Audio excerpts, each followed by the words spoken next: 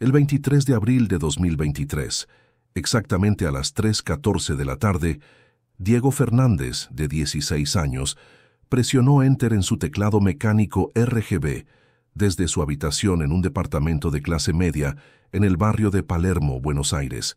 El código que acababa de ejecutar iniciaría la propagación de un virus informático que infectaría 50 millones de computadoras en 127 países en solo 72 horas. Bancos en Londres verían sus sistemas congelados. Hospitales en Tokio perderían acceso a registros médicos. Aeropuertos en Los Ángeles cancelarían vuelos. Y todo rastreaba de vuelta a un adolescente argentino de 16 años que programaba en su tiempo libre, mientras sus padres pensaban que solo jugaba videojuegos. Diego había pasado 11 meses diseñando el virus perfecto. Un gusano polimórfico que mutaba su código para evadir antivirus, que se propagaba a través de múltiples vectores, correos electrónicos, USB, vulnerabilidades de red, que no solo infectaba computadoras, sino que las convertía en soldados de un ejército digital bajo su control completo. Lo llamó Espectro, y era su obra maestra. Pero Diego Fernández cometió un error. Un solo error en 11 meses de planeación meticulosa. Un error tan pequeño, tan aparentemente insignificante, que no lo notó hasta que ya era demasiado tarde. En el código fuente de Espectro, dentro de los archivos de instalación, Diego había incluido una imagen. Un simple archivo .tpg de 47 kilobytes que servía como icono de error falso para engañar a usuarios. La imagen mostraba el logo genérico de Windows con mensaje de error. Diego había creado esa imagen él mismo en Photoshop. La había guardado, la había comprimido, la había integrado en su código. Pero olvidó hacer una cosa, una sola cosa. Olvidó borrar los metadatos EXIF de la foto. Y esos metadatos contenían información que lo identificaría con precisión quirúrgica. El número de serie de su cámara digital, la fecha y hora exacta en que tomó la foto original que usó como base, y las coordenadas GPS de dónde fue tomada. Todo almacenado en un archivo de 47 kilobytes que se copió en 50 millones de computadoras alrededor del mundo. Cuando analistas forenses del FBI finalmente extrajeron esa información el 7 de mayo de 2023, 14 días después de que Espectro comenzara su propagación, rastrearon las coordenadas GPS a un departamento específico en Palermo, Buenos Aires. Piso 4, Departamento B, calle Tams, 1847.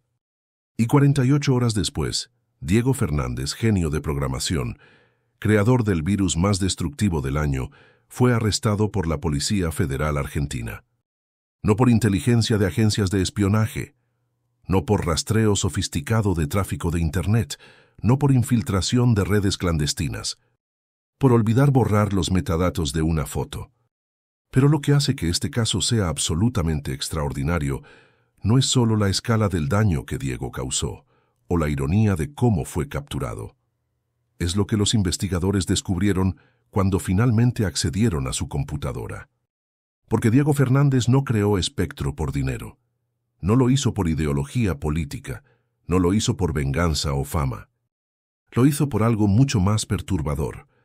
Y cuando reveló su verdadero motivo durante interrogatorio, incluso agentes federales experimentados quedaron sin palabras.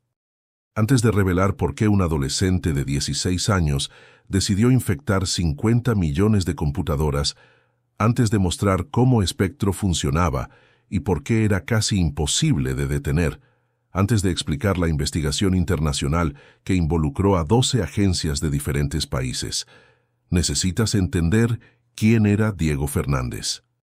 Y cómo un chico introvertido de Buenos Aires se convirtió en una de las amenazas cibernéticas más peligrosas del hemisferio sur. Antes de continuar, suscríbete al canal y activa las notificaciones para que no te pierdas ningún caso. Deja en los comentarios desde dónde nos estás viendo. Tu apoyo nos ayuda a traer más historias como esta. Ahora vamos al caso. Diego Fernández nació el 15 de junio de 2006 en Buenos Aires, Argentina. Hijo de Marcos Fernández, contador en firma mediana, y Laura Morales, profesora de secundaria. Tenía una hermana menor, Sofía, de 12 años, familia de clase media, que vivía cómodamente en departamento de 3 habitaciones en Palermo. Desde pequeño, Diego mostró inteligencia excepcional. A los 4 años leía solo. A los 6 resolvía puzzles diseñados para adolescentes. A los 8, sus profesores recomendaban que saltara grados. Pero socialmente, Diego luchaba. Era callado, introvertido, prefería pasar tiempo solo que con otros niños. No tenía problemas de comportamiento, simplemente no conectaba con compañeros de su edad. Encontraba las conversaciones sobre fútbol o programas de TV aburridas. Prefería leer sobre ciencia, matemáticas, tecnología.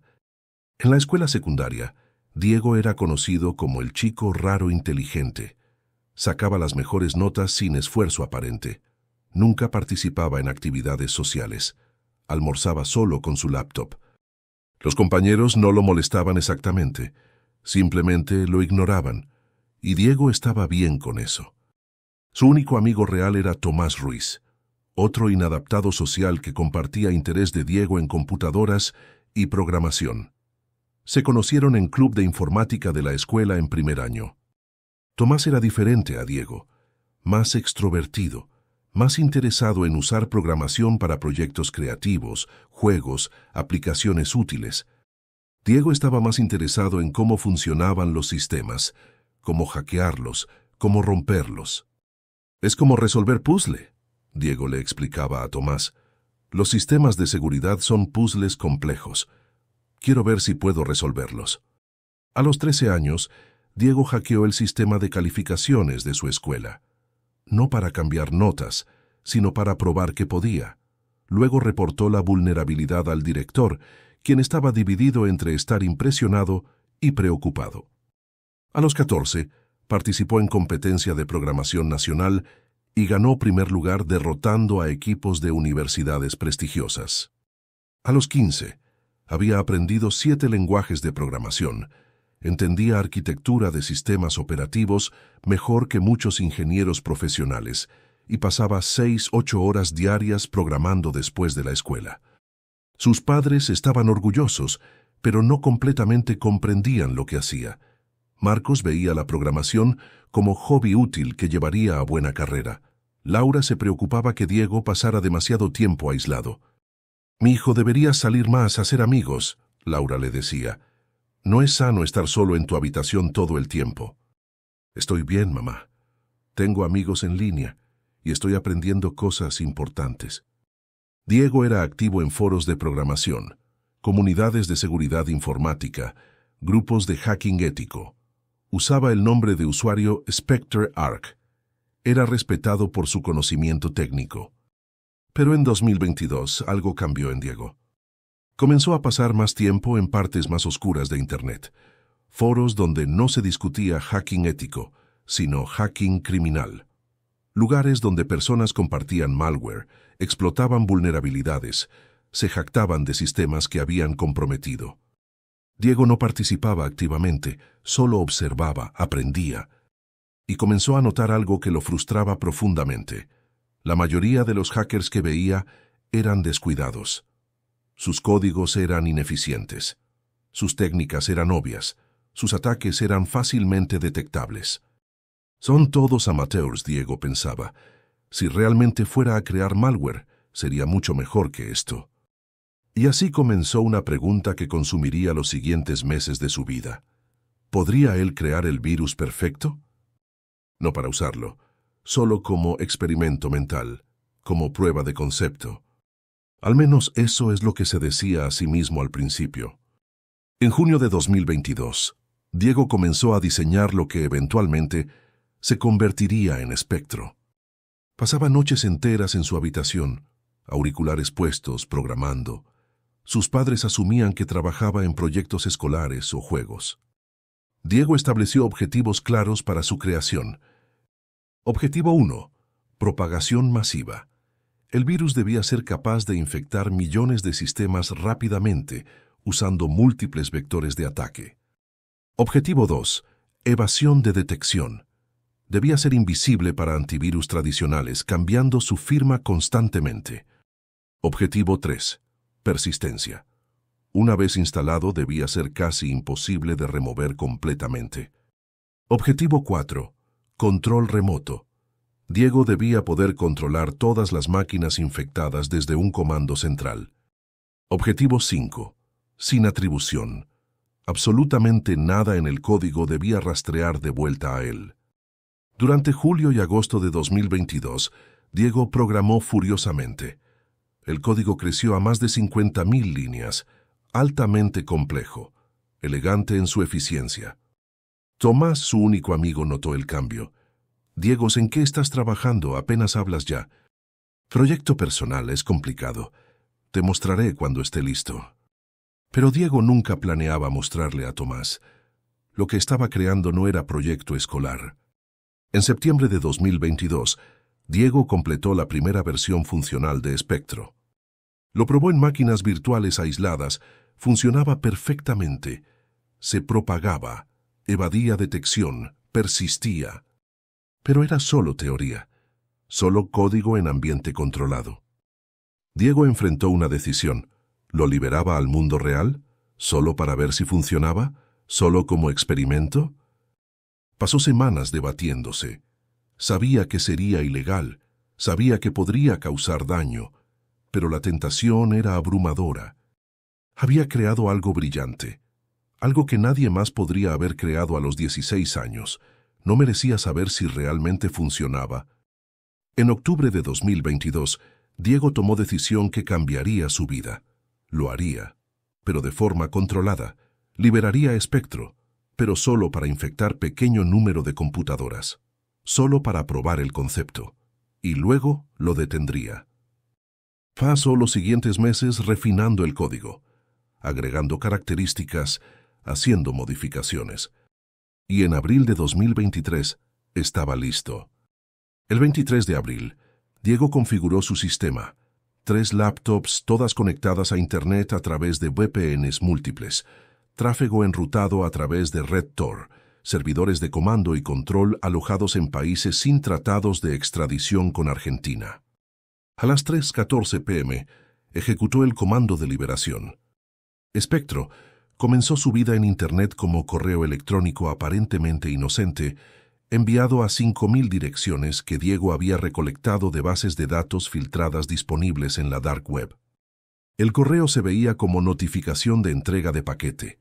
Incluía archivo adjunto llamado detallesenvío.pdf.exe, técnica clásica de doble extensión que engaña a usuarios para ejecutar archivo malicioso pensando que es PDF. Los primeros 100 usuarios que abrieron el archivo fueron infectados en 15 minutos. Spectro se instaló silenciosamente, sin alertas visibles. Una vez instalado, hizo varias cosas simultáneamente. Primero, escaneó la red local buscando otras computadoras vulnerables. Explotó vulnerabilidades conocidas para propagarse lateralmente. Segundo, buscó dispositivos USB conectados. Copió versión de sí mismo a cualquier memoria USB, esperando ser transportado a otros sistemas. Tercero, accedió a la libreta de direcciones de correo electrónico del usuario y envió copias de sí mismo a todos los contactos. Cuarto, reportó de vuelta al servidor de comando y control de Diego, registrando la infección exitosa. Quinto, esperó instrucciones. Spectro era diseñado como botnet, red de computadoras zombies esperando comandos. En las primeras 6 horas, 1.247 infecciones. En 24 horas, 89.000 infecciones. En 48 horas, 3.2 millones de infecciones. Diego miraba los números en su pantalla de comando y control con mezcla de asombro y horror creciente. Había funcionado, demasiado bien. Spectro se propagaba exponencialmente más rápido de lo que había calculado. El código era demasiado eficiente. Las vulnerabilidades que explotaba eran demasiado comunes. Y Diego se dio cuenta de que había perdido el control.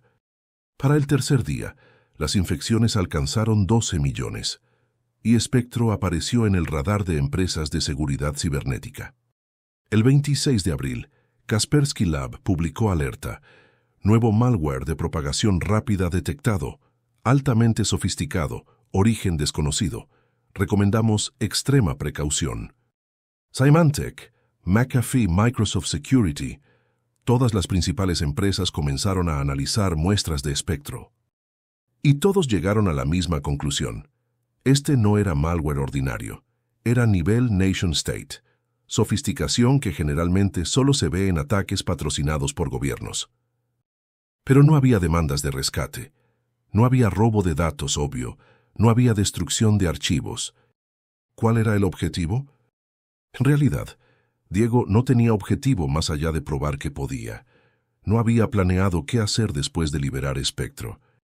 Pero ahora, con millones de computadoras bajo su control, enfrentaba decisión imposible. ¿Qué hacer con este poder? Podría usar las máquinas infectadas para ataques D2 masivos, cerrando sitios web a voluntad. Podría robar información bancaria, podría vender acceso a otras criminales, podría pedir rescate. O podría intentar detener la propagación y desaparecer. Diego eligió opción que parecía menos dañina, simplemente dejar que Spectro durmiera. Las computadoras estaban infectadas pero no activamente dañadas, solo esperando. Y Diego no enviaría comandos. Eventualmente, empresas de seguridad crearían actualizaciones para removerlo. El problema se resolvería solo.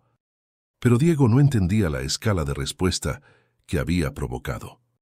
Porque para el 30 de abril, cuando infecciones alcanzaron 35 millones, gobiernos alrededor del mundo estaban involucrados. En Estados Unidos, la NSA y FBI crearon Fuerza de Tarea Especial. En Reino Unido, GCHQ movilizó recursos. En Argentina, la Policía Federal contactó a Interpol. Este era incidente de seguridad internacional de nivel crítico.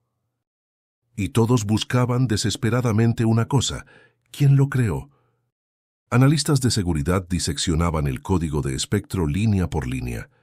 Buscaban patrones, huellas digitales del programador, cualquier cosa que pudiera identificar al creador. El código era increíblemente limpio, prácticamente sin comentarios, sin nombres de variables que revelaran información personal, sin cadenas de texto en español que pudieran indicar el idioma nativo del creador. Pero había algo pequeño. En los archivos de instalación había imagen .jpg, aparentemente insignificante, un falso mensaje de error de Windows usado para engañar a usuarios.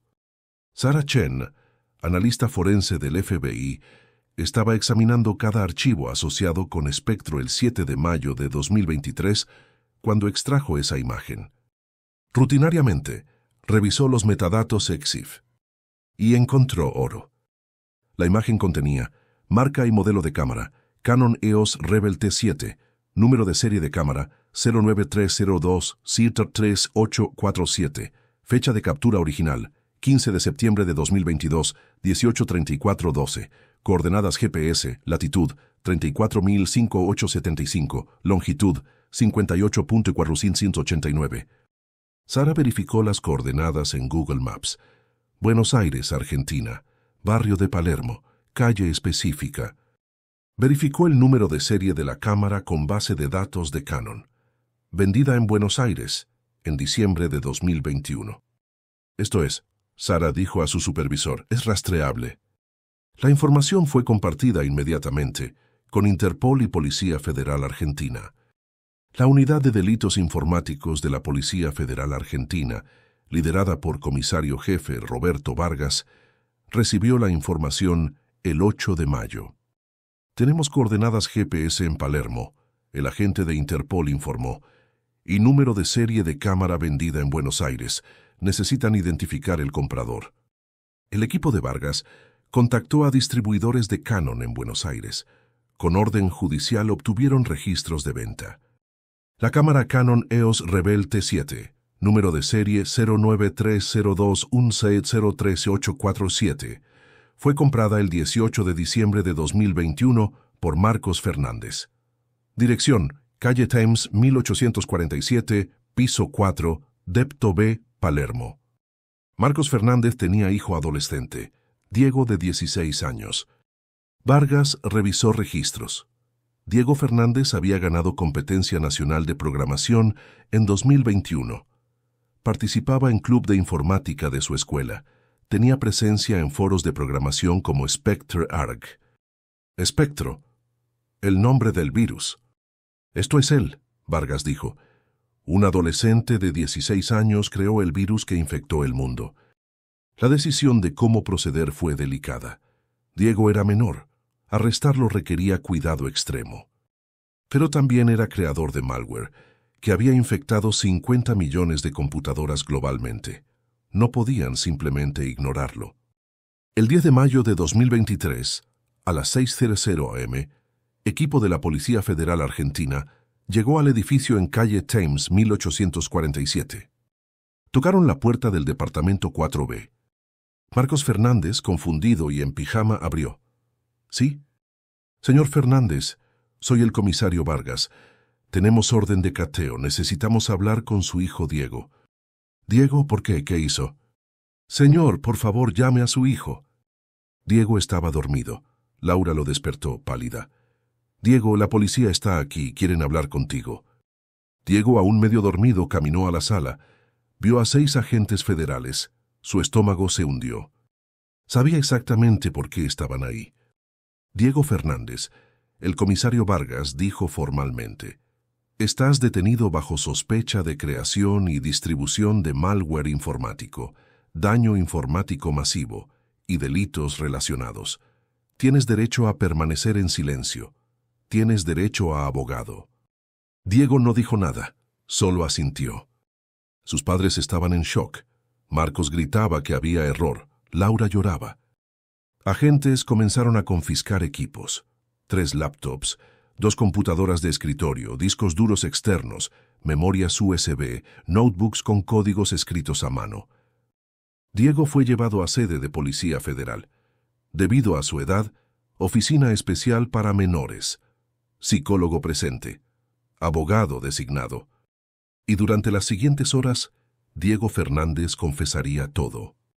Pero lo que confesó no fue lo que nadie esperaba. El interrogatorio de Diego Fernández comenzó a las 9:30 am del 10 de mayo de 2023 en la sede central de la Policía Federal Argentina en Buenos Aires. Presente: comisario Roberto Vargas, psicóloga infantil, doctora Mariana López, abogado defensor público, doctor Hernán Ruiz, y 2 agentes especiales de la Unidad de Delitos Informáticos. Diego estaba sentado en silla de plástico, todavía en la ropa con la que había dormido. Pantalones de pijama y camiseta de una banda de rock. Se veía pequeño, joven, nada como el cerebro criminal detrás de uno de los ataques cibernéticos más grandes de la historia. Diego, el comisario Vargas, comenzó con voz calmada. Encontramos evidencia en tu habitación que te conecta con el malware conocido como Espectro. Antes de continuar, ¿entiendes tus derechos? Diego asintió. Los entiendo. ¿Estás dispuesto a hablar con nosotros? Diego miró al doctor Ruiz, quien asintió levemente. Diego se volvió hacia el comisario. Sí, quiero hablar. No tiene sentido negar nada. Ustedes ya saben que fui yo. Vargas intercambió mirada con sus colegas. Rara vez los sospechosos confesaban tan fácilmente. Está bien. Cuéntanos desde el principio, ¿cuándo decidiste crear Espectro? Diego respiró profundo. Junio del año pasado, 2022. Había estado en foros viendo el trabajo de otros hackers. Todo era mediocre, descuidado. Pensé que podía hacer algo mejor, mucho mejor. ¿Así que era sobre demostrar tus habilidades? Al principio, sí. Era desafío intelectual. Como resolver puzzle complicado, pero después se volvió otra cosa. ¿Qué cosa? Diego quedó en silencio por momento. Cuando habló de nuevo, su voz era apenas audible. Poder. Era sobre tener poder. La doctora López se inclinó hacia adelante. Diego, explícanos qué quieres decir con poder. Diego levantó la vista, y por primera vez agentes vieron algo en sus ojos que los perturbó. No era malicia, era vacío. Toda mi vida, Diego comenzó, he sido invisible. En la escuela nadie me habla, tengo una persona que llamo amigo. Una.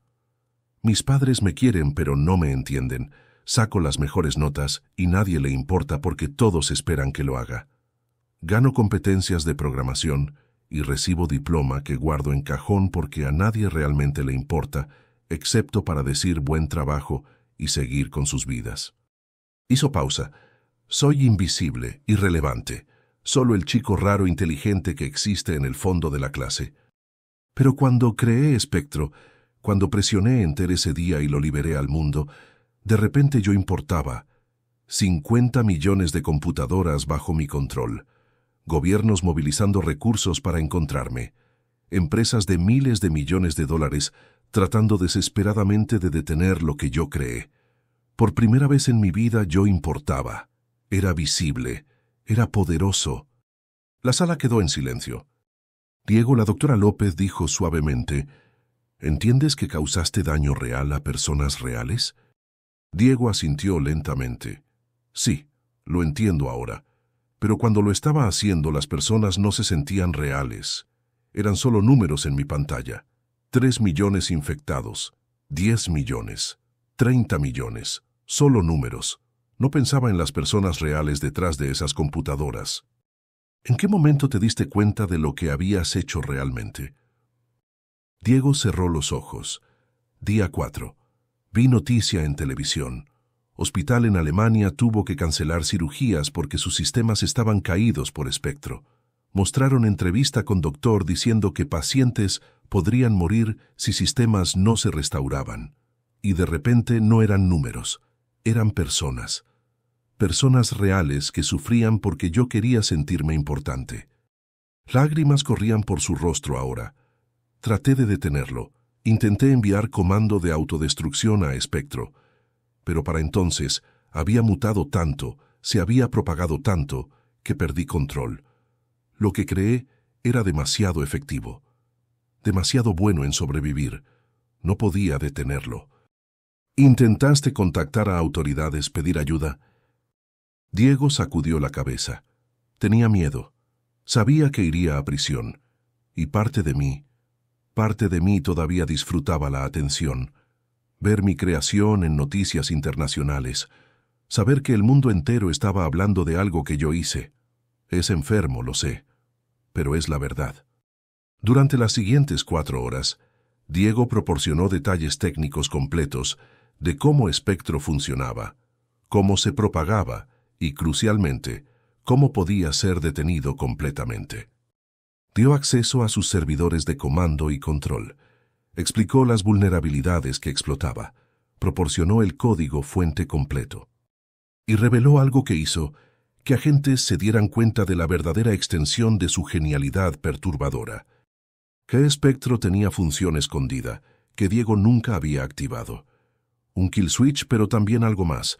Capacidad de convertir cada computadora infectada en nodo de red distribuida, capaz de lanzar ataque DDoS, que podría literalmente cerrar Internet de países enteros. Con solo presionar un botón, Diego podría haber causado caos que haría que la propagación inicial pareciera trivial. ¿Por qué nunca lo activaste?, Vargas preguntó.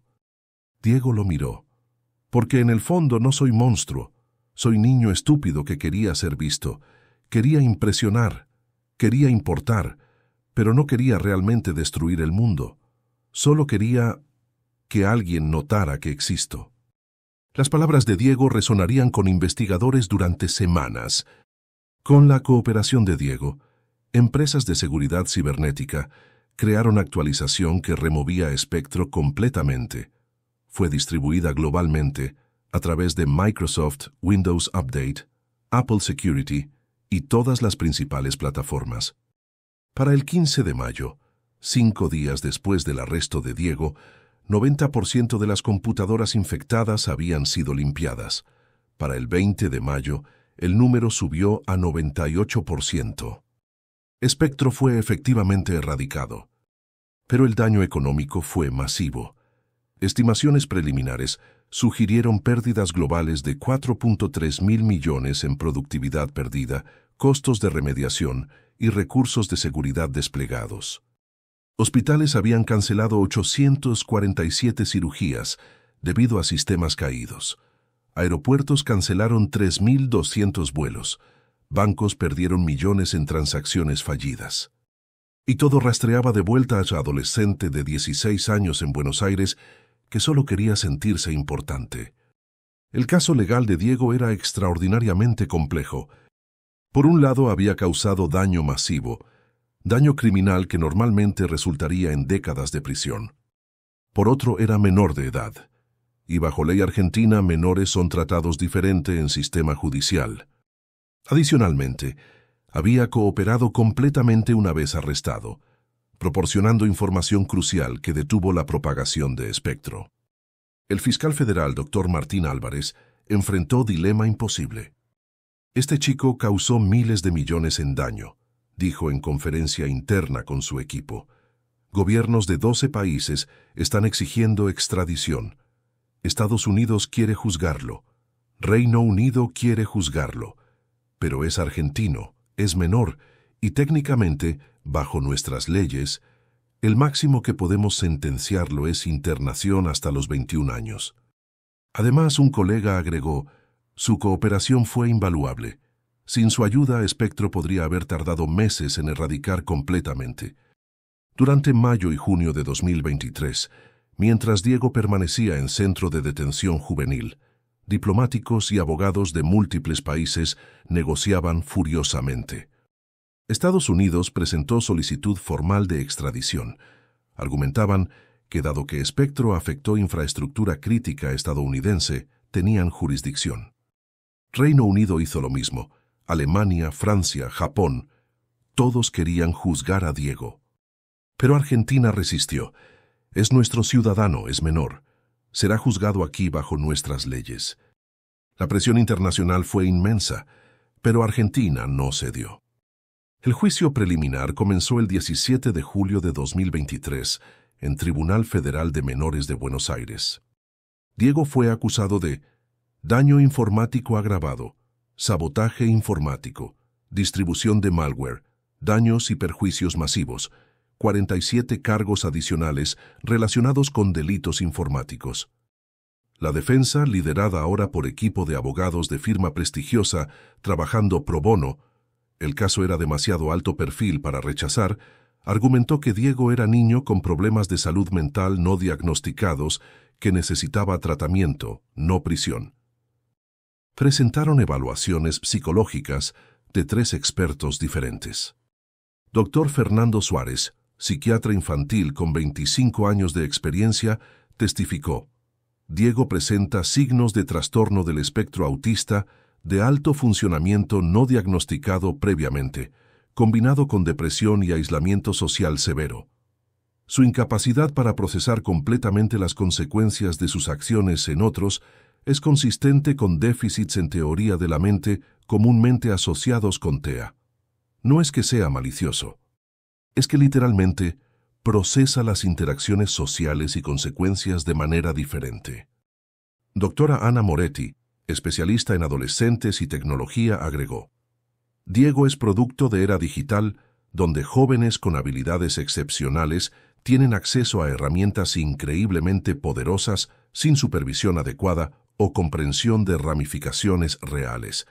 Es genio en programación, pero niño en desarrollo emocional. Esa combinación es peligrosa. La Fiscalía, mientras tanto, presentó víctimas. María González, enfermera de hospital en Córdoba, testificó por video: Mi hospital perdió acceso a registros de pacientes durante 3 días por este virus. Tuve paciente que necesitaba transfusión urgente, pero no podíamos acceder a su tipo de sangre en sistema. Casi muere. Gracias a Dios encontramos registros en papel archivados, pero ese niño casi mata a alguien con su juego. Robert Chen, ejecutivo de empresa tecnológica en California, testificó: Nuestra empresa perdió 3.2 millones en 3 días. Tuvimos que despedir 40 empleados para compensar las pérdidas. Esas son 40 familias afectadas porque un adolescente quería sentirse importante. El testimonio más impactante vino de alguien inesperado: Tomás Ruiz, el único amigo de Diego. Tomás, de 17 años, subió al estrado con expresión de dolor profundo. El fiscal preguntó: «Tomás, ¿sabías lo que Diego estaba haciendo?» «No», Tomás respondió. «Le pregunté muchas veces en qué trabajaba. Siempre decía proyecto personal. Pensé que era juego o aplicación. Nunca imaginé esto». «¿Cómo describes a Diego como persona?» Tomás pensó cuidadosamente. «Diego es la persona más inteligente que conozco, pero también la más sola. Intenté incluirlo en cosas, invitarlo a salir, conocer otras personas. Siempre decía que estaba ocupado. Ahora entiendo que estaba ocupado construyendo esto». Hizo pausa, con lágrimas en los ojos. Si hubiera sido mejor amigo, si hubiera notado que estaba tan aislado, tan desesperado por atención, tal vez podría haberlo detenido. «No es tu culpa, Tomás», la jueza doctora Patricia Fuentes dijo gentilmente. «Pero se siente como si lo fuera», Tomás susurró. Diego, sentado en la mesa de defensa, lloraba silenciosamente. Ver a su único amigo culparse fue más doloroso que cualquier testimonio de víctimas. El punto de inflexión del juicio llegó cuando Diego mismo testificó. Su abogado le había aconsejado no hablar, pero Diego insistió. «Necesito que la gente entienda», Diego dijo. «No que me perdonen. Sé que lo que hice es imperdonable, pero necesito que entiendan por qué». Tomó el estrado el 14 de agosto de 2023. La sala estaba completamente silenciosa. Diego Fernández, ahora de 17 años, miró directamente a la cámara que transmitía el juicio en vivo. «Mi nombre es Diego, y cuando tenía 16 años creé virus que infectó 50 millones de computadoras. Causé miles de millones de dólares en daño. Hice que hospitales cancelaran cirugías. Causé que personas perdieran trabajos. Y lo hice porque me sentía invisible y quería que alguien notara que existía». Su voz se quebró, pero continuó. «Eso no es excusa, no es justificación, es solo explicación. Toda mi vida fui demasiado inteligente para encajar con niños de mi edad, pero demasiado joven para ser tomado en serio por adultos. Existía en espacio intermedio donde nadie realmente me veía. Y en lugar de pedir ayuda, en lugar de hablar con alguien sobre cómo me sentía, decidí probar mi valor de la peor manera posible». Miró directamente a la jueza. «Merezco castigo, lo acepto, pero si este juicio puede hacer algo bueno, espero que sea esto: que padres presten atención a niños demasiado inteligentes, demasiado callados, demasiado aislados. Que escuelas creen espacios para inadaptados como yo. Que alguien note antes de que sea demasiado tarde. Porque yo noté demasiado tarde el daño que causé. Vi números en pantalla y me sentí poderoso. No vi las personas detrás de esos números hasta que ya era demasiado tarde para detenerlo». Se volvió hacia la sección donde víctimas estaban sentadas. «A todos los que lastimé, lo siento. Sé que disculpa no es suficiente, pero es todo lo que puedo ofrecer. Lo siento». El silencio en la sala era absoluto.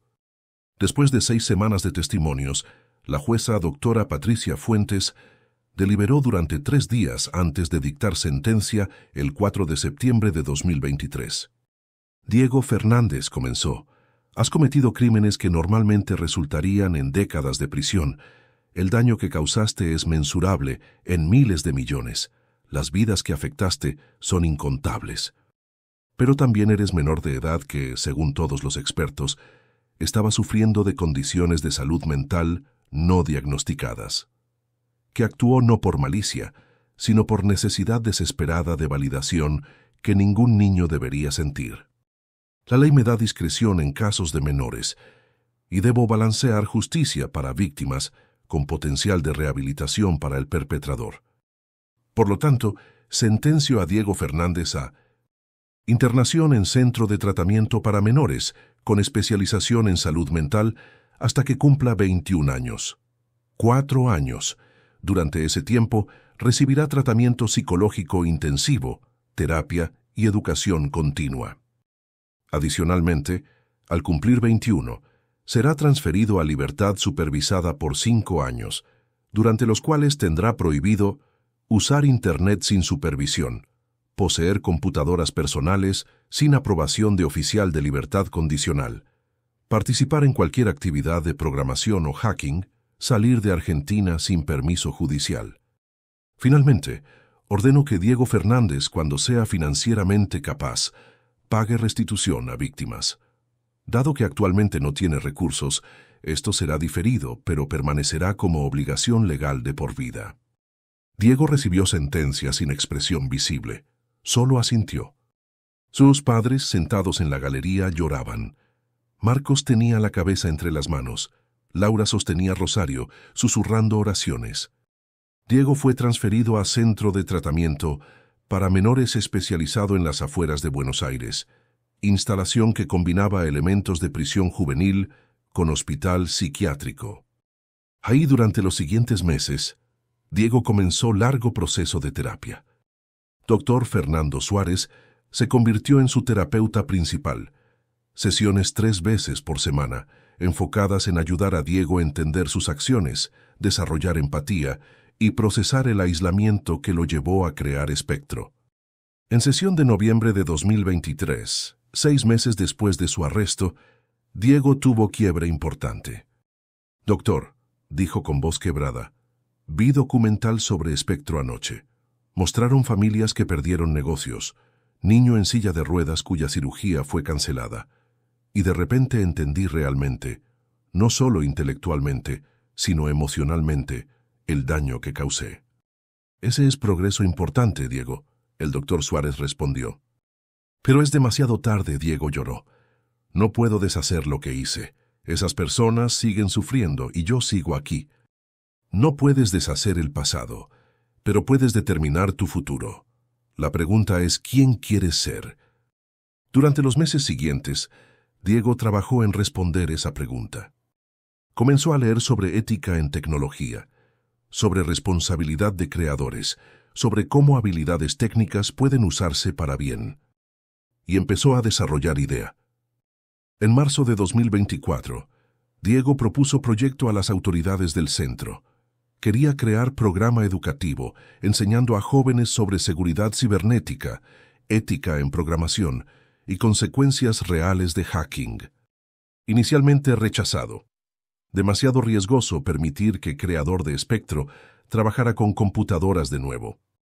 Pero con supervisión estricta y sin acceso a Internet, le permitieron desarrollar currículum en papel primero. Diego pasó meses escribiendo manual de 200 páginas titulado Código con Conciencia, Guía de Ética para Jóvenes Programadores. El manual cubría no solo aspectos técnicos de programación, sino consecuencias éticas, historias reales de hacking que salió mal y ejercicios para desarrollar empatía y pensamiento sobre consecuencias. En julio de 2024, el manual fue revisado por expertos en seguridad cibernética y educadores. La respuesta fue abrumadoramente positiva. «Esto es exactamente lo que necesitamos», escribió Dr. María Sánchez, profesora de ética en tecnología en MIT. «Jóvenes con habilidades técnicas necesitan desesperadamente educación en ética. ¿Y quién mejor para enseñarla que alguien que aprendió por el camino más difícil?». El manual fue publicado en septiembre de 2024 por organización sin fines de lucro dedicada a educación tecnológica. Todas las regalías fueron a fondo de restitución para víctimas de Espectro. Para octubre de 2024, más de 500 escuelas en Argentina, Chile, Uruguay y Paraguay lo habían adoptado como parte de sus currículos de informática.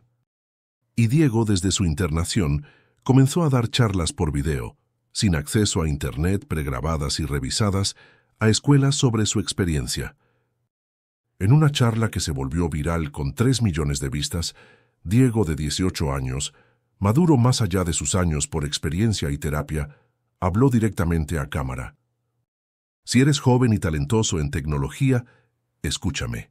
Ese poder que sientes cuando programas, cuando haces que sistemas hagan lo que quieres, es real.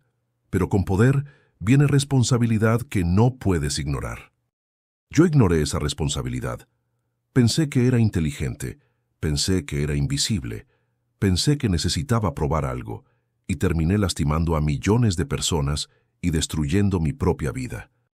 Hoy tengo 18 años. He pasado 2 años en internación. tengo otros 2 por delante, y cuando salga tendré 5 años de libertad supervisada donde no podré usar Internet libremente. No podré trabajar en industria que amo. No podré vivir vida normal. Y todo porque en un momento de soledad y desesperación tomé decisión que pensé que me haría importante. Hizo pausa. ¿Pero saben qué me hace importante ahora? No Espectro. Espectro me hace infame. Lo que me hace importante es intentar compensar el daño. Es usar mi historia como advertencia. Es ayudar a otros a evitar mis errores. Si te sientes invisible, si sientes que nadie entiende, si sientes que necesitas probar tu valor, por favor, habla con alguien. Terapeuta, maestro, padre, amigo, cualquiera. Porque el camino que tomé lleva solo a destrucción. Y no quiero que nadie más lo camine. La charla fue compartida en escuelas alrededor del mundo, traducida a 12 idiomas. Diego se convirtió en voz inesperada para responsabilidad tecnológica. Mientras tanto, el impacto de Espectro llevó a cambios significativos en industria de seguridad cibernética. Microsoft implementó nuevas actualizaciones de seguridad obligatorias. Apple reforzó sus sistemas. Linux distribuciones mejoraron protocolos. Más importante, comenzó conversación global sobre jóvenes, tecnología y supervisión.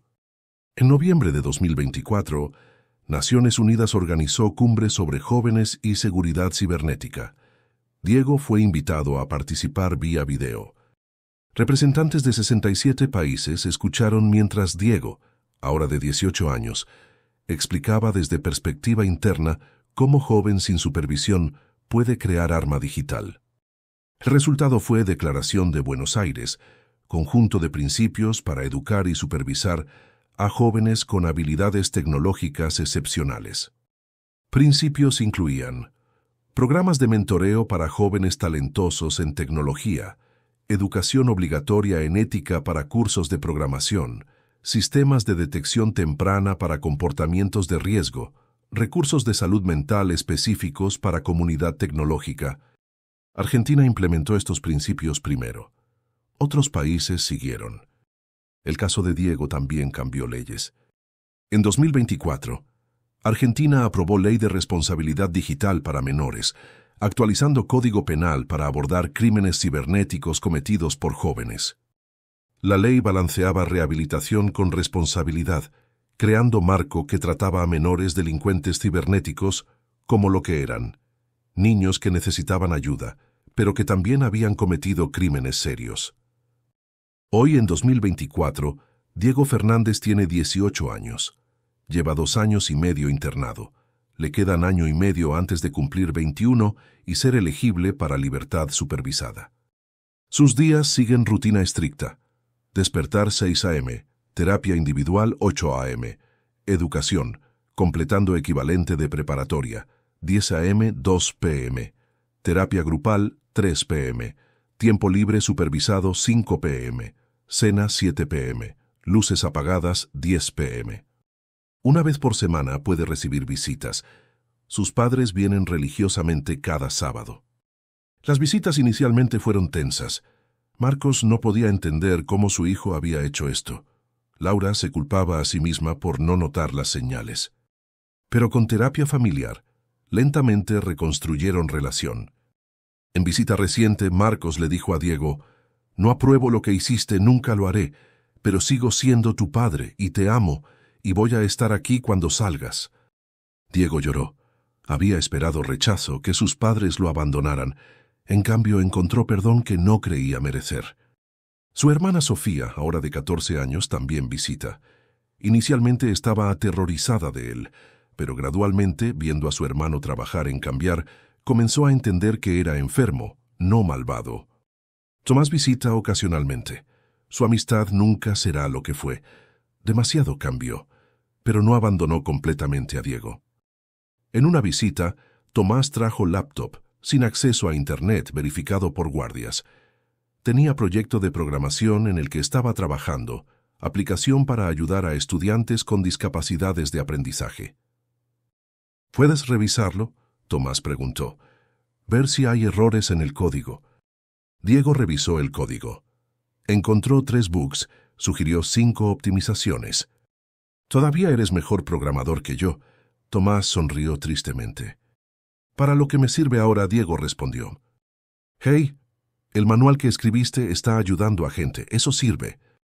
En sesión de terapia reciente, el doctor Suárez preguntó a Diego, «Si pudieras volver atrás, ¿qué le dirías a Diego de 16 años?» Diego pensó largo tiempo. Le diría que la atención que buscas desesperadamente no te hará feliz, que ser visto por las razones equivocadas es peor que ser invisible, que hay caminos para importar que no destruyen vidas, y que pedir ayuda no es debilidad, es la cosa más valiente que puedes hacer. ¿Crees que te hubiera escuchado? Diego sacudió la cabeza. Probablemente no. Por eso es importante que otros escuchen ahora. En términos de víctimas, recuperación económica fue larga. Empresas gastaron colectivamente 4.3 mil millones limpiando espectro y reforzando sistemas. Algunos costos fueron absorbidos por seguros, otros resultaron en pérdidas permanentes. Familias individuales afectadas raramente recibieron compensación directa. No había mecanismo legal para que buscaran restitución de adolescentes sin recursos. Pero algunos encontraron cierre de maneras inesperadas. María González, la enfermera cuyo hospital fue afectado, escribió carta a Diego en prisión. Escribió: «No te perdono, pero acepto tu disculpa, y espero que cuando salgas uses tu inteligencia para bien. El mundo necesita personas inteligentes que también sean buenas. Trata de ser ambas cosas». Diego guarda esa carta en su celda. La lee cuando cuestiona si merece segunda oportunidad. La pregunta que todos hacen: ¿qué hará Diego cuando sea liberado en 2026? Legalmente, estará prohibido de usar Internet sin supervisión hasta 2031. No podrá trabajar en programación o seguridad cibernética durante ese tiempo. Pero puede enseñar, puede escribir, puede compartir su historia. Ya está planeando. Quiere expandir su manual. Quiere crear organización sin fines de lucro enfocada en mentoría de jóvenes programadores. Quiere dedicar su vida a asegurar que nadie más cometa sus errores. «No puedo deshacer Espectro», Diego dijo en entrevista reciente con periodista autorizada, «pero puedo pasar cada día restante asegurando que mi legado no sea el virus que creé, sino las personas que ayudé a no convertirse en yo». El caso Diego Fernández versus el Estado es estudiado en facultades de derecho alrededor del mundo. Es citado en debates sobre justicia juvenil, delitos cibernéticos, salud mental en comunidad tecnológica. Cambió leyes en 14 países. Cambió políticas de seguridad en cientos de empresas. Cambió conversación sobre responsabilidad en era digital. Pero más importante, cambió a un chico. Diego Fernández a los 16 años era genio solitario, que creó Arma Digital porque se sentía invisible. Diego Fernández a los 18 años es joven consciente de su daño, trabajando cada día para repararlo, entendiendo que inteligencia sin empatía es peligro. ¿Es historia de redención? Todavía no. Apenas comenzó. ¿Es historia de advertencia? Absolutamente. Porque muestra que en un mundo donde niños tienen acceso a herramientas increíblemente poderosas, supervisión, conexión y salud mental no son opcionales, son esenciales. Diego fue niño brillante que cayó por grietas, que nadie notó estaba sufriendo, hasta que gritó de la manera más destructiva posible. Hoy, programas inspirados por su caso identifican a jóvenes como él temprano. Les dan recursos, mentoría, terapia, comunidad, para que el próximo niño brillante y solitario, que se siente invisible, no tenga que crear virus para ser visto. Puede simplemente pedir ayuda. Y esa, quizás, es el único bien que salió de Espectro. Recordatorio de que detrás de cada pantalla, cada línea de código, cada amenaza digital, hay persona. Y esa persona, especialmente cuando es joven, merece ser vista, entendida y ayudada antes de que sea demasiado tarde. Si llegaste hasta aquí, muchas gracias. Deja tu opinión en los comentarios. ¿Diego merece segunda oportunidad? ¿Las sentencias para menores que cometen delitos cibernéticos deberían ser más severas? ¿Conoces jóvenes talentosos que necesitan apoyo antes de tomar malas decisiones? Suscríbete para más historias reales de jóvenes que enfrentaron consecuencias de sus acciones.